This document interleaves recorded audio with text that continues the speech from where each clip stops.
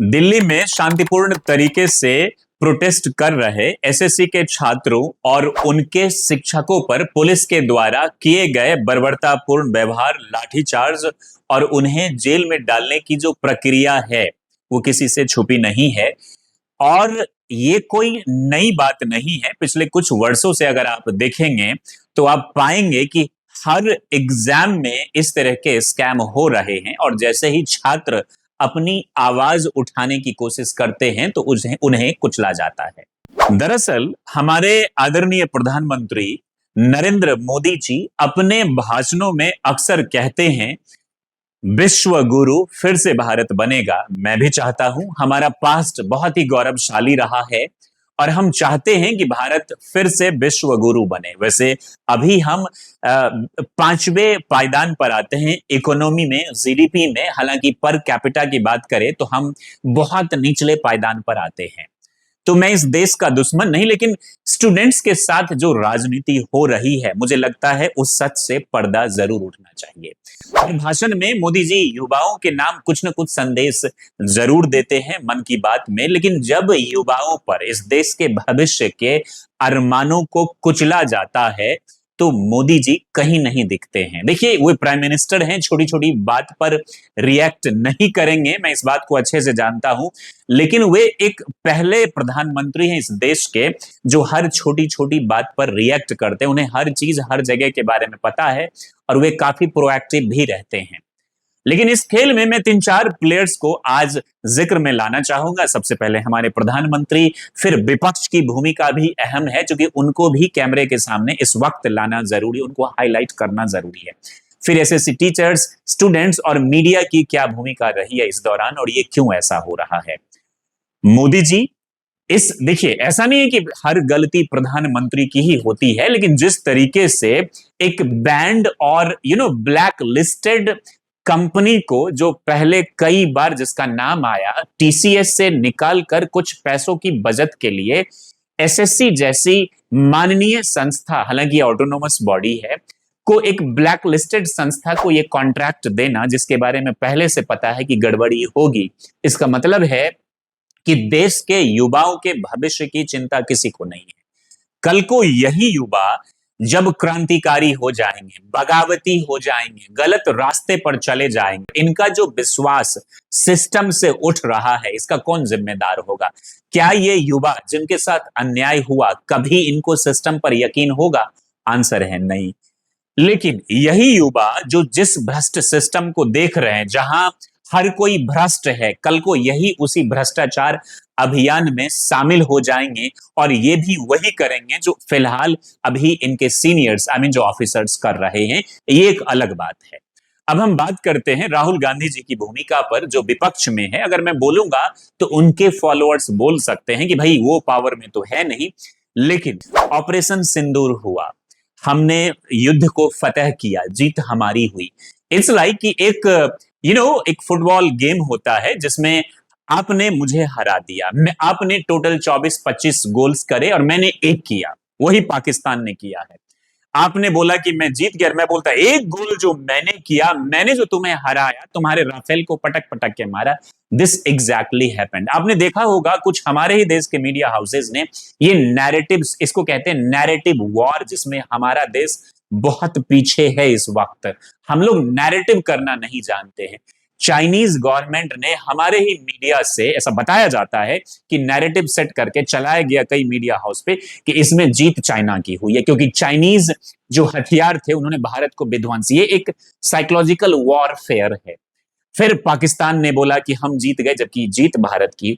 उस मुद्दे को लेकर जब राहुल गांधी जी इतने वोकल हो सकते हैं, वो पार्लियामेंट में ये पूछते हैं कि आपको बताना होगा कितने हमारे सैनिक शहीद हुए, हमारी किस, ये सवाल के जवाब पार्लियामेंट में नहीं दी जाती ऐसी पॉलिसी। लेकिन फिर भी चूंकि विपक्ष को कुर्सी चाहिए और पक्ष को कुर्सी बनाए रखना है अपनी, तो इसलिए पहले राजाओं का गेम होता था जिसमें सत्ता पाने के लिए राजा, राजा के छोटे भाई और कोई भी किसी भी हद तक चला जाता था।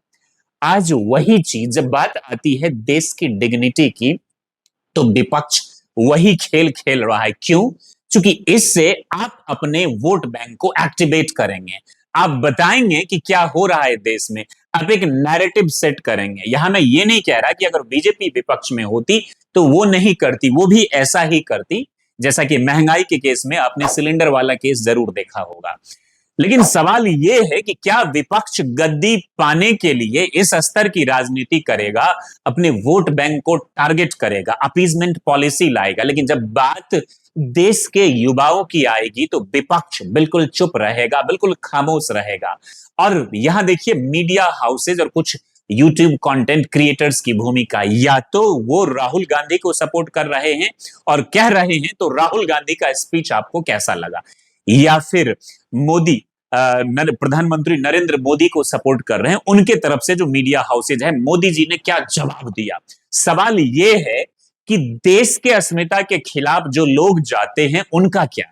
आप अपने फायदे के लिए, आप अपने वोट बैंक को रिझाने के लिए आप ऐसे ऐसे सवाल करते हैं, संसद भवन में आप कार्य को रुकवा देते हैं, लेकिन जब सवाल आता है देश के भविष्य का, युवाओं का, आप उनके सपोर्ट में सिर्फ एक ट्वीट कर कर निकल जाते हैं।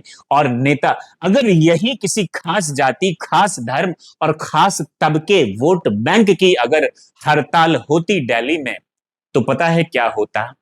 नेता जाते, उनको जूस पिलाते, उनको शरबत देते, उनको लिए एसी, फ्रीजर, रेफ्रिजरेटर, कूलर सब कुछ मुहैया करवा देते, क्योंकि उनकी नजर उन धरना प्रदर्शन से ज्यादा उस वोट बैंक पर होती। कल को यही स्टूडेंट अगर गलत रास्ते पे चला जाए तो क्या इसका जिम्मेदार सिस्टम, गवर्नमेंट और विपक्ष नहीं है? मैं मानता हूं सभी है। आगे अब हम चर्चा करेंगे उन टीचर्स की जो बच्चों के साथ आजकल ज्यादातर समय खिलवाड़ हो रहा है, जिनसे बोला जाता है कि आपको जिंदगी में एक बार यूपीएससी की तैयारी जरूर करनी चाहिए। कुछ नहीं होगा तो तजर्बा जरूर होगा। मैं कहता हूं कि इस यूपीएससी के सिस्टम ने सबसे ज्यादा हमारे देश को कमजोर किया। अंग्रेज चले गए, खुद उनके देश में आज ये सिविल का जो ये जॉब्स हैं यूपीएससी टाइप की यूके में या यूएसए में, वो इस तरह का नहीं है जो हमारे देश में। कुल मिलाकर देश की जनता को फंसाकर रखने के लिए, गुलाम करने के लिए सिर्फ तीन राजा है, पीएम, सीएम और डीएम। यानी डीएम मतलब सब कुछ। तो एक डीएम की नौकरी के लिए मैं इसके अगेंस्ट नहीं हूं, जो अच्छे उन्हें जरूर करना चाहिए, लेकिन सबको आप इसी फैक्ट्री में झोंक देंगे, सबको आप सरकारी नौकरी की ही तैयारी करवाएंगे, तो क्या ये सॉल्यूशन है? सॉल्यूशन है स्किल। हालांकि स्किल के नाम पर भी जो योजनाएं प्रधानमंत्री मोदी के नाम पर चली, वो भी लोगों ने, मैं ये नहीं कहूंगा इसमें सरकार, हमारे आपके जैसे लोगों ने उस कौशल विकास योजना को फेल कर दिया। टीचर्स भी बच्चों को गुमराह करते, मैं ये नहीं कह रहा सभी टीचर्स। अगर ये टीचर्स, इनका आज इंटरेस्ट नहीं होता, इनसे ये बच्चे कोचिंग नहीं लेते, इनका फायदा नहीं होता, तो क्या ये धरना प्रदर्शन में जाते? अगर मैं भी उन टीचर्स की जगह होता तो जरूर जाता। मैं अपना फायदा देखता, बच्चों का भी देखता। लेकिन सवाल ये है कि हर बच्चा जो इस वक्त सरकारी नौकरी की तैयारी कर रहा है, क्या सबको मिलेगा? नहीं मिलेगा। तथाकथित बड़े बड़े टीचर्स, कंटेंट क्रिएटर्स अपने कोर्स बेचने के लिए, अपने कोचिंग को चलाने के लिए आज देश के युवाओं को दिग्भ्रमित कर रहे हैं। ये गलत रास्ते पर भी लेकर जा रहे हैं। सॉल्यूशन है स्किल, ना कि हर कोई सरकारी नौकरी की तैयारी करेगा। सॉल्यूशन अभी ये है कि जो बच्चा इस एग्जाम में फंसा हुआ है उन्हें तो जरूर तैयारी करना चाहिए, लेकिन जो बच्चे जो फ्रेश हैं, जो सरकारी नौकरी की तैयारी करना चाहते हैं, या एक धारा को फॉलो कर लिया है कि मैं तो मेडिकल की ही तैयारी करूंगा, बेशक मुझे साइंस का एबीसीडी भी नहीं पता, मैं आईआईटी की ही तैयारी करूंगा। इस देश में आपको पता है सबसे बड़ी दिक्कत क्या है? आजादी के बाद चाइना और हम इक्वल पोजीशन पर थे। चाइना ने down to bottom, bottom to आपको फॉर्मूला इख्तियार किया, मतलब प्राइमरी से हायर एजुकेशन को अच्छा किया। लेकिन हमारे देश में हायर एजुकेशन यानी आईआईटी, मेडिकल, मैं मानता हूं कि स्टार्टिंग में ठीक हो सकते हैं, लेकिन अभी तक आप देख लीजिए, आज भी जब सेंट्रल गवर्नमेंट खुश होती है तो कुछ नए मेडिकल कॉलेजेस, कुछ आईआईटी, 80% बच्चे तो प्राइमरी स्कूल के बाद ही दम तोड़ जाते हैं और उन मतलब करियर को लेके दिग्भ्रमित हो जाते हैं। और उन प्राइमरी स्कूल्स में आज क्या होता है हमारे देश में किसी से छुपी हुई नहीं है। देश के सरकारों ने शुरुआत से लेकर अब तक हमें मिसगाइड किया है और इस पर बहुत बड़े लेवल पर काम होना चाहिए। तथा कथित बड़े ब्रांड के teachers, content creators, media houses और यहां तक कि पक्ष विपक्ष के नेताओं ने, तो जो बच्चे फंसे हुए, ठीक है, आप करिए, मैं भी दुआ करता हूं और सरकार से यह आवाज उठाता हूं कि आपकी जो मांग है वो पूरी होनी चाहिए। लेकिन जो फ्रेश बच्चे हैं, मैं उनसे कहना चाहूंगा, एक भेद चाल को फॉलो मत करो। तुम ये सोचो कि तुम्हारे लिए बेहतर क्या है, तुम स्किल पर ध्यान दो। मैं आईआईटी, मेडिकल, इनके अगेंस्ट में नहीं हूं, नहीं सरकारी नौकरी के अगेंस्ट में, तुम्हें जरूर करना चाहिए। मैंने नहीं किया या मुझे नहीं मिला, इसका यह मतलब नहीं कि अंगूर खट्टे। लेकिन सोचो, इन सरकारी नौकरी के नाम पर तुम भीड़ बनोगे। आज यदि तुम पर एफआईआर होता है तो तुम्हें सजा मिलेगी, और सजा मिले या ना मिले, तुम्हारा करियर तकरीबन बर्बाद हो जाएगा। हालांकि मैं यही कहना चाहूंगा कि किसी भी तरह की निगेटिविटी में ना आए। एक अवसर खो जाने से आप कमजोर नहीं हो जाएंगे। Endless opportunities are there. अपने आप को बेहतर बनाइए, बेस्ट बनाइए। कल का फ्यूचर आपका इंतजार कर रहा है। ये सरकारें आती जाती रहेंगी। मैं कहता हूं कि सिस्टम ऐसा है, हम लोगों की वजह से ऐसा हो रहा है।